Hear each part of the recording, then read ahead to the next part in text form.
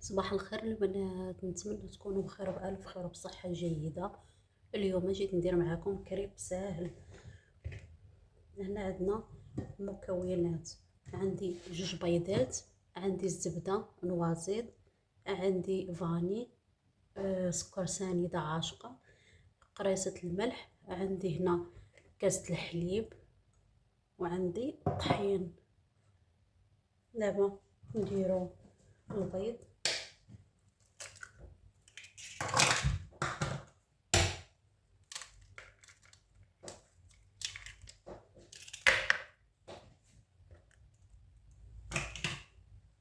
نديرو سكر سنيدة والملح، الفاني، وكاسة الحليب،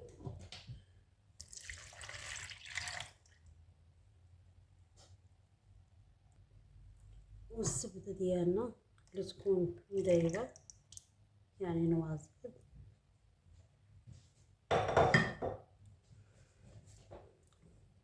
نجيب واحد الطراب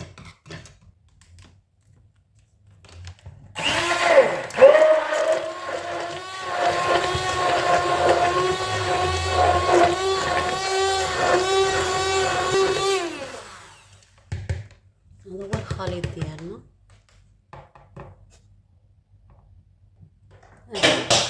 ناخدو الطحين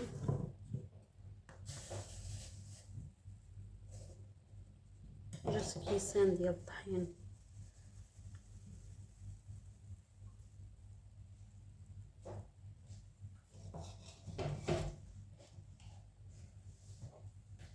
ناخدو واحد الطراب يدوي نخلطو،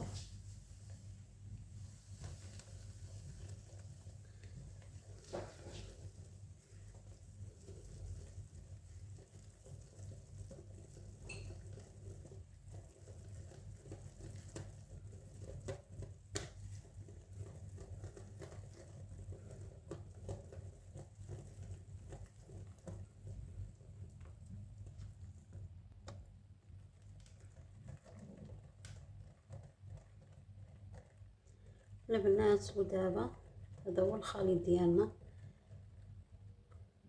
ها كيجي بحال هكا.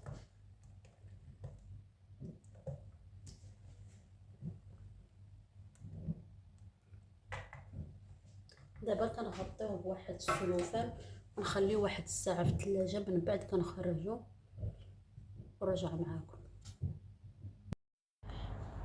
البنات بعد الخليط تاعنا ما بقى ساعه في الثلاجه، دابا جبدتو، درت المقله ديالنا تسخن،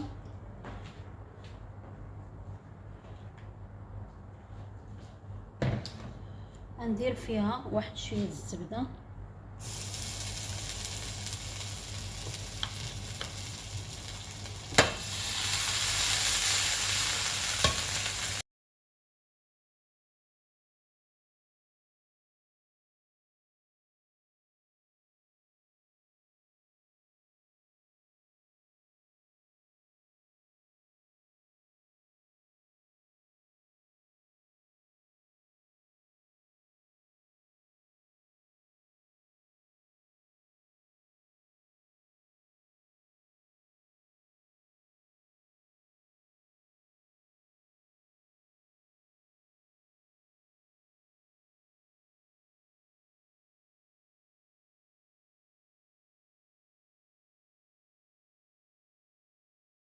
البنات. وهذا الكريب ديالنا راه زوين، كيجي زوين مع الفريز، وتقدي ديريه مع البنان، تقدي ديريه باي حاجه من الديسير.